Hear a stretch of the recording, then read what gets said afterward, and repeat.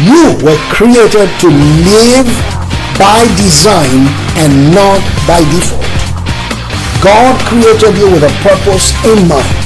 And until you engage that purpose, until you find it out and begin to deploy it, nothing significant happens in your life.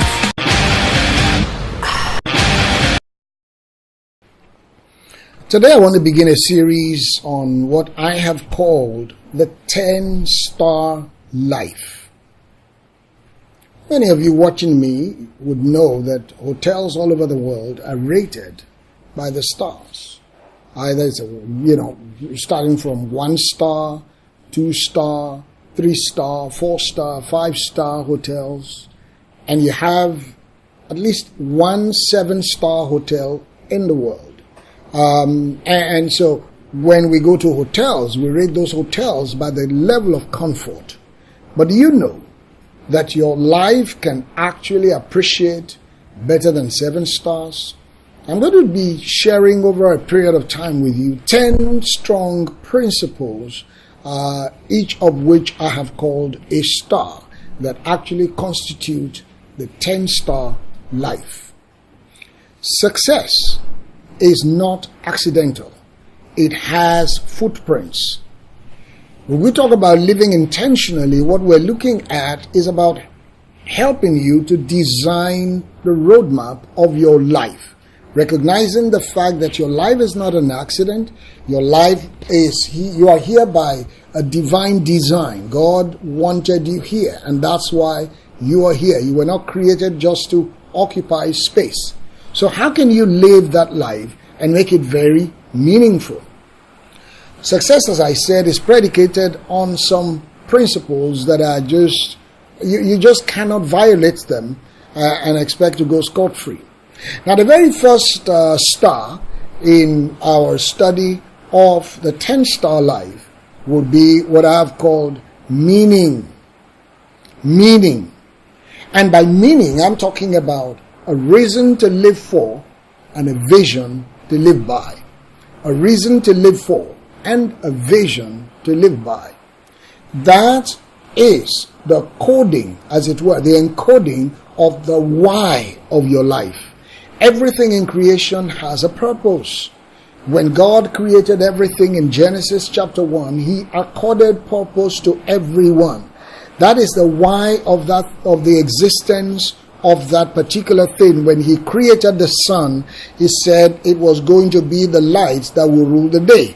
And when He created the moon and the stars, He made them the lesser lights that will rule the night. Everything in creation has a purpose. So you must understand that your life also finds its meaning in the reason for your existence. And one thing about purpose is this: you cannot really discover it or fulfill it without a strong connection with the one who put it there. And that factor I call the source. And of course, the source here is God. If you believe that God made you, that you were created by God, that you are an idea that originated from the mind or in and from the mind of God, then you will understand that everything about purpose is always traceable to the manufacturer.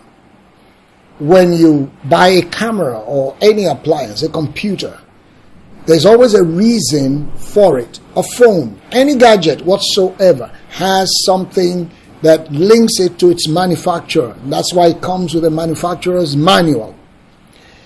Now, the thing about purpose is this: you don't choose your purpose. Your purpose chose you.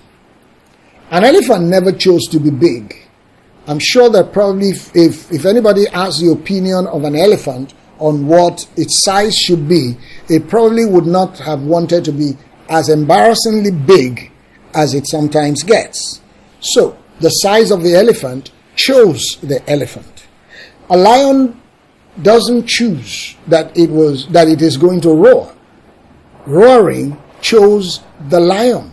That's what makes it a lion. A lion is not a lion if it cannot roar. And you must understand that fishes also didn't choose to swim. Swimming chose the fish. because of its ecological environment and the place for which it was created to live. There's only one way to survive and to thrive there. If you must be in the sea, you must know how to swim. So I've never seen a fish taking swimming lessons. I have never seen a bird, no matter how small, trying to go to school to learn how to fly. When a bird begins to grow, as it is growing, the wing, the feathers also begin to grow.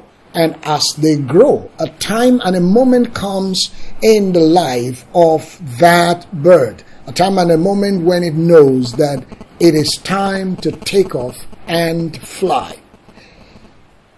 You need to ask yourself, why do I do the things I do? Why do I talk the way I talk? Why do I think the way I think? Why do I relate with people the way I relate with them? Now, the answer that you are able to find in asking those questions will give you an indication of the meaning of your life. You cannot really understand your meaning until you begin to ask some very salient questions. You must know why you are here. You must know that you were not just created to occupy space. And until you find your meaning, life actually makes no sense.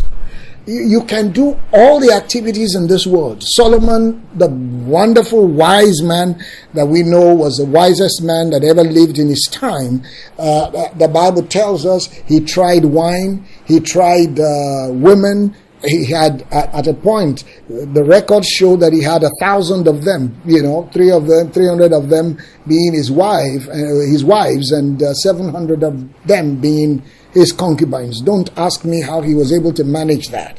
But the critical issue is, he was in search of something. He was in the pursuit of something bigger than himself. So he tried wine, he tried power, he went into wisdom. He also accumulated a lot of wealth. I mean, the Bible tells us that in the time of Solomon, nobody reckoned with silver in Israel. It said it was like the sand on the floor. I mean, it was just like dirt in Israel. That was how wealthy Solomon was.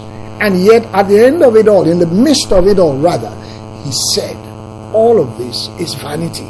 He was still searching for that intrinsic thing that made the meaning of life. And when he was able to put his finger on it, he quoted it as saying that it is the fear of God. He called it the conclusion of the whole matter.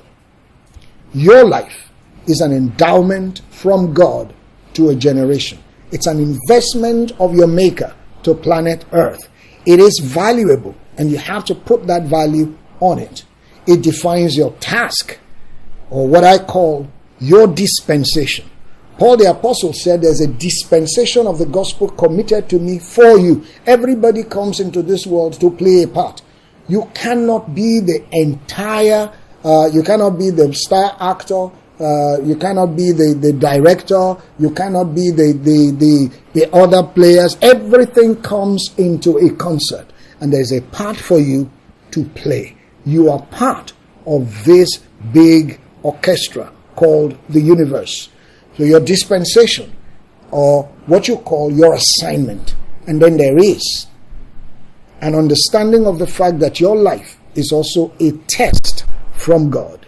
God has sent you here to, literally speaking, pass an exam. Oh yes, pass an exam. You're supposed to undergo certain experiences that will show whether you have actually mastered the essence of your life or not. And finally, your life is a trust from God. God has invested certain things in you and is trusting you to release those things to your generation. When you find the meaning of your life, you will also be able to locate your value system. The thing that actually makes you do what you do. You will know, you will understand the value of integrity, the value of hard work, the values of discipline, and so many other things that you will cultivate when you can see yourself from the perspective of your Maker by following the manufacturer's instructions. Everything that you see that is on the face of the earth comes from a manufacturer. when the manufacturer made that thing was also made with an instruction manual, that if you follow the instructions in the manual, you will never, ever make a mistake operating the equipment. Your life has a meaning. Have you found it yet?